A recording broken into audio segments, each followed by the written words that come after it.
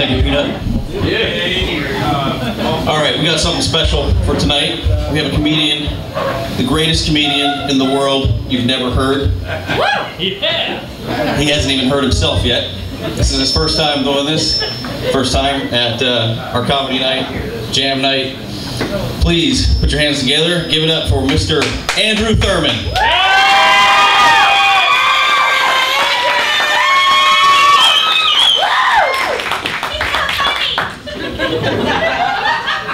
All right.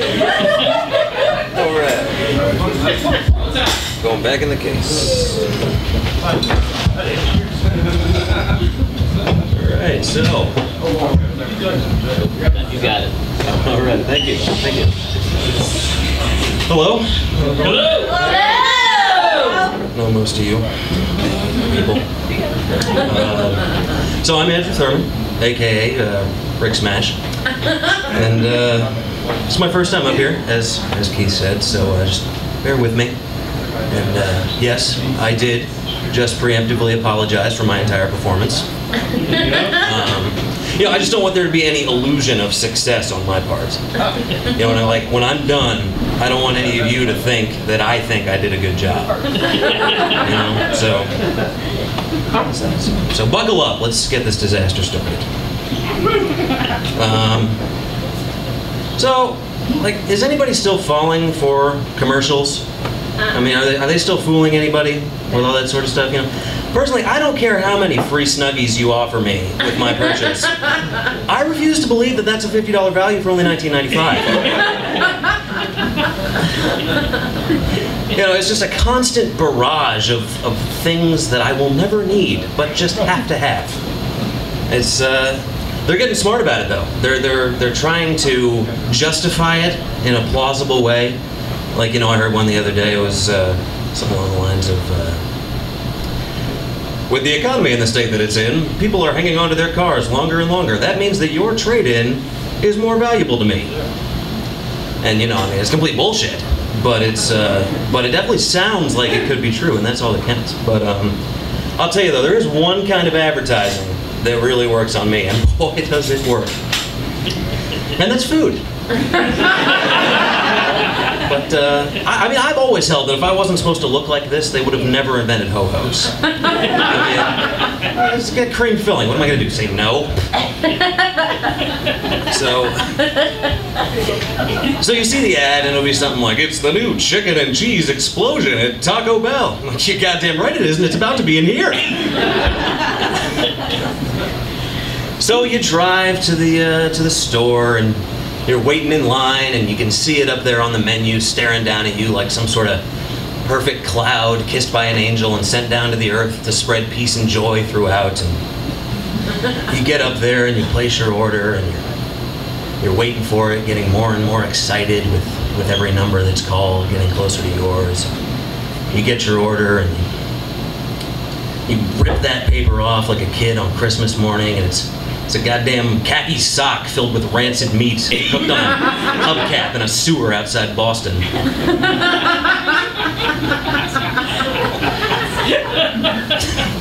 Keep going back, though. Keep going back. So here's something interesting. I read an article the other day about this shooting that took place with Border Patrol officers down near San Diego. So apparently this fellow was on the fence or wall or whatever it is that separates us from America Brown.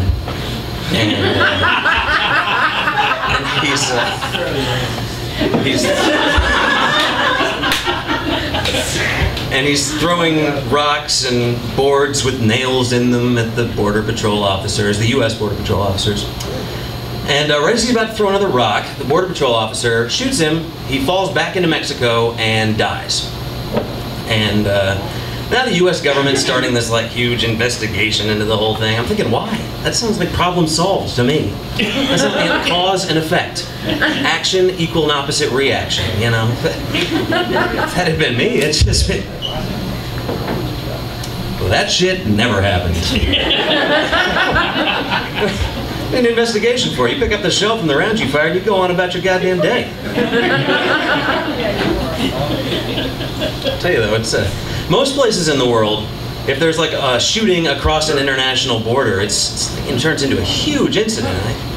I think Mexico is just happy that this guy was killed by somebody other than the cartels. You know, it's getting crazy down there. It's like Detroit with a side of beans and rice, or like a South Central taco. You know what I mean? So, yeah. You know, I've always thought of Mexico or Mexico and Canada kind of like the old angel and the devil on either shoulder, you know, straddling us.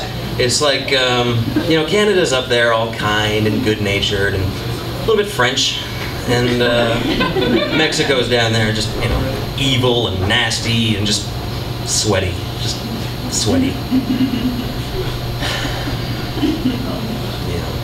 Yeah. That's how I feel.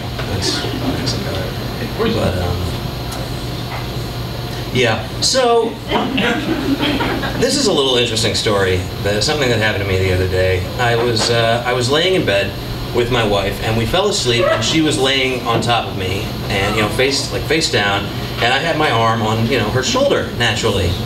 And at some point during the night, she rolled over, unbeknownst to me. So when I wake up, I have my hand on what I think is her shoulder, and but it feels weird. It feels squishy and conical. And so I'm tripping. I'm like, what's it, some kind of tumor? What do we got here? And I'm like, oh my god, babe, what is this? My nipple was the 6 a.m. response I got.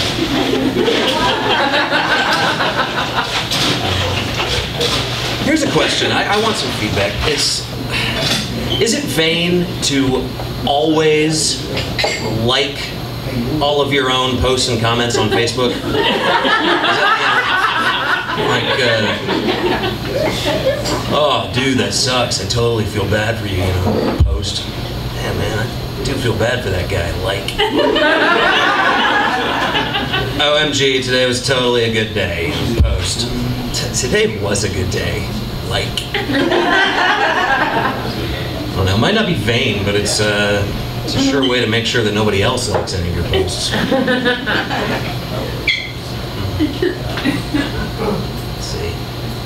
Let's see.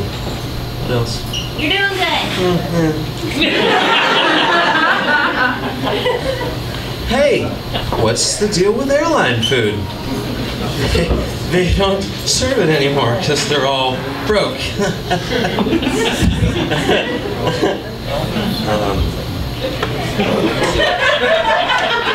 Got it. Comedic gold. Knock knock. Who's there? Horrible ending. Horrible ending.